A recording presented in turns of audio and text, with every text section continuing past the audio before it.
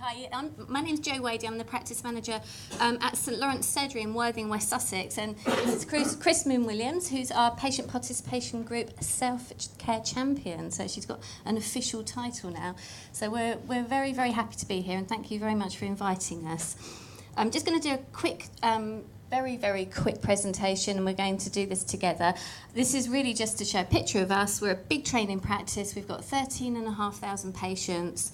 And we do have probably about 5 GP trainees coming from medical students all the way up at any one time. So we're very much a very big ethos about education. So for us, self-care in patients was the natural step forward. I'm not going to go through all of this, but really for us, patient demand is increasing. It's extremely, extremely difficult to get really good access for our patients. It's important to them, it's important to us. We also have a very elderly population, so obviously that doesn't help with demand. So we really needed somehow to actually get patients to actually only access this when they needed to. And our patient participation group are fantastic, and they were just really bought into this. So that really helped us.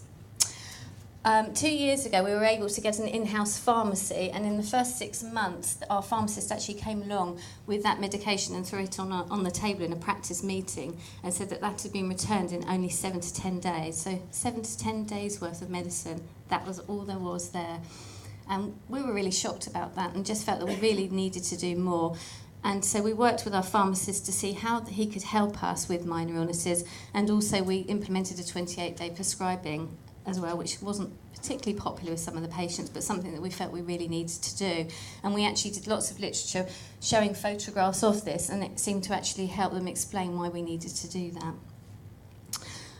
Before we came to the self-care conference, we were trying to do things already, and this was just really a very quick example of our health promotion days that we used to run on a yearly basis.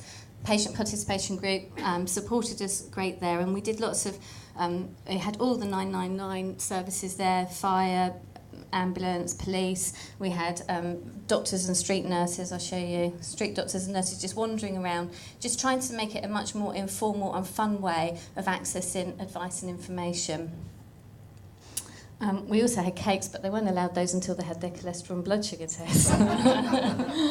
So, we also, although we do have an elderly population, we do have children, and so we used to manage to bribe the children by getting one of the most popular local children's entertainers, and that was Mr. Pumpkin, and the children used to come along, and then we were able, at that point, when we had the audience, to speak to the mums and actually issue this leaflet, which we felt was really helpful. It was about 25p from the RCGP, and it talks all about when parents should access us. And you can actually personalise it by putting the name of the health visitor on and who they should access in out of hours. We also felt that carers is very, very important in part of self-care, so we ran events as well, and we've got more to do on that. Okay, so then last year we came and we thought, right, we need to up our game. We thought we were doing well, but we think we need to do a lot more. So we held a practice meeting and got all the doctors and nurses and patients, receptionists involved. I have to say I had a few issues with the GPs who, when I spoke to them about what happens when a patient comes to see you and it's a minor illness, do you say to them at the end, actually you could see the nurse next time for this, or what about this leaflet, or what about the pharmacist? And the feedback I got was, do you know, it's really nice sometimes to have an odd ear infection. When we're dealing with all these complex chronic diseases, when someone comes in with ear infection, it's bliss. So that was one of the challenges I had. The other one was, what about antibiotics? And it was, you know, it's a lot quicker just to prescribe it than argue with the patient. So we did have sort of quite a big debate about that, and we talked a lot about doctor shopping and nurse shopping, because if the patients came along and they didn't get their antibiotics from one doctor, they'd book an appointment and they'd go and see another one. And so we had to talk a lot about how we really need to have a very consistent message across the practice. We communicated with all our patients, and we told them all about the self-care leaflets, the fact sheets. We put it all on our website, and we asked them if they wanted patient education events, and we were flooded with yes, they did. There was a real appetite out there that they wanted evening education events for diabetes, hypertension, back pain, etc. So we were able to put an event on across the year to tackle that, and we just really flooded the communication everywhere. We've now put that right next to reception and opposite our pharmacy. And obviously we're going to be adding the other 3. Thank you very much for doing those. And the medicines cabinet, etc., I think will be fantastic. So we find that the low back pain is the one that we have to fill up constantly in our practice, and it really helps the pharmacist as well, because he can point them in the right direction as well as the receptionist.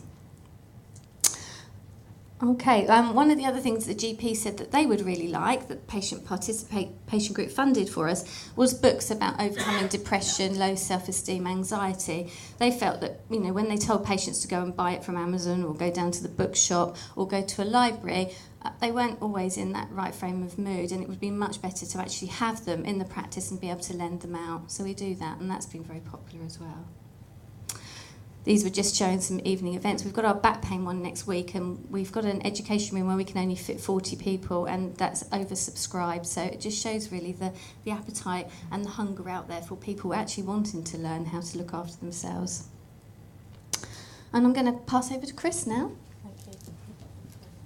Thanks, Jo. Let me just put on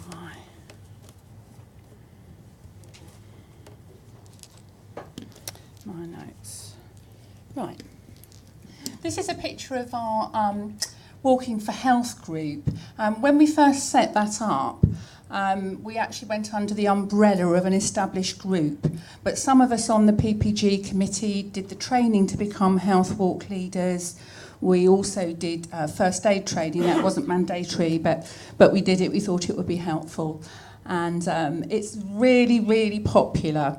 What we found is that there's a number of people who live on their own who find a real social benefit out of that, as well as the obvious health benefits of physical activity. Here's our singing group. There's a couple on these, and that's proved really, really popular. We even ended up with a waiting list when we first advertised it. It's singing for fun. We've got a brilliant professional choir leader. We've got one of the patient's husbands. He does the musical accompaniment. He's a really accomplished musician. We funded keyboard for him to accompany us, and that too is very, very popular. Again, the health benefits of singing are well known, but it's also something that people look forward to. We have a great lot of fun. We're currently practicing for singing Christmas songs and carols to the patients at Christmas, so I hope we don't give them all headaches. So, next one. That's still that. While we're on to that one, because we didn't manage to get photograph of this, but we've also got a Tai Chi group that meets every week on a Monday. Again, a very accomplished professional instructor. That's so popular that we offer patients 6 weeks so that everyone can have an opportunity to attend. I went to the first one and it was absolutely brilliant. One of our newer groups is Extend, which is physical exercise for people with reduced mobility. That too, we obviously have a professional instructor. Again, it's lots of fun as well, and that meets every week. We've also got one of the newer ones is a Pilates group, again for people with reduced mobility, which is very popular as well. We publish a surgery newsletter every 2 or 3 months. One of the members of our PPG, who has the official title that he absolutely loves of communication coordinator, and he does a sterling job putting this together. It really goes through all the comings and goings at the surgeries, doctors and nurses and receptionists either leaving or coming or having babies or whatever, and also the events and projects that the PPG are involved in. And also what events are coming up, to keep everybody informed. That goes out in paper copies for people that haven't got computers, and also it goes out in electronic format. I think we've got about over 2,000 on that database, Jo, haven't we? Yeah, quite a few people on that one. So just finally, as we all know, the NHS is under considerable pressure. And we really have to do things differently. We need to be able to empower and educate patients to look after themselves. We know that the appetite's there for education and support. And also we found that the PPG is playing an increasingly important role in supporting the surgery, as is the support of our creative and very very supportive practice manager. So we believe that we've actually begun to help patients to take more control of their health, take more responsibility for it. And we recognise that we've begun to find some innovative ways of getting that message across. But we feel, just about at the start line at the moment. We've got a long way to go. But we will be going forward with great optimism. We really do feel that, as we've said, there's an appetite out there for it, and the benefits for our patients of having in much more targeted time available for people with complex health conditions and acute illness, that there's a real payoff and benefit to patients, but it's going to take time. Thank you.